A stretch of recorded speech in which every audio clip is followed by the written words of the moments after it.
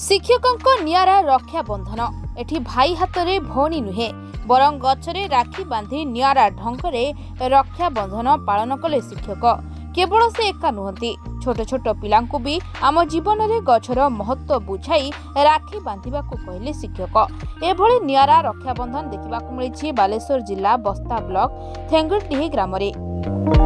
थेंगुड़ीडीह grammar आदर्श शिक्षक गणेश चंद्र जेना निज हाथ में लगाई केतेक गछ डाल बांधि राखी। एही राखी सुरक्षार प्रतीक भाव में आज साक्षी होई रहिबा पई गछ गुड़िक साजिछंती समस्तंकर भाई। भाई हाथ में तो सबु भौणी राखी बांधि थांती किंतु आमको प्रकृत रे सुरक्षा देउथिबा जीवन जीवा पई सहारा देउथिबा गछ कथा खूब कम लोक चिंता करती।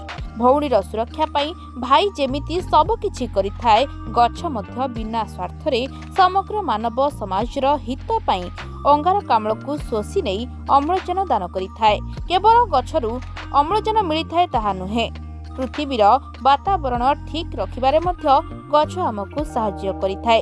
तेबे गछरे फूल चंदन देई राखी बांधि उदाहरण पालटिछंती शिक्षक गणेश चंद्र जेना। गछ होची हमर प्रकृत रक्षाकारी तेणु आज रक्षा बंधन को आउ टिके नियारा करिया पई मु आसी मयूरभंज पहुंची जो गछ गुड़ी मो हाथ में बहुत जगह मु लगेछि से गछ गुड़ी आसी देखिली एवं आज रक्षा बंधन को एक सुंदर वार्ता देवाई चाहूँगी कारण समस्त विश्व को पान करी जी आमको अमृत दिए से हूँ गछ। तेणु गछ को प्रथमे कटी प्रणाम से गछ को रक्षा करिया हमर कर्तव्य।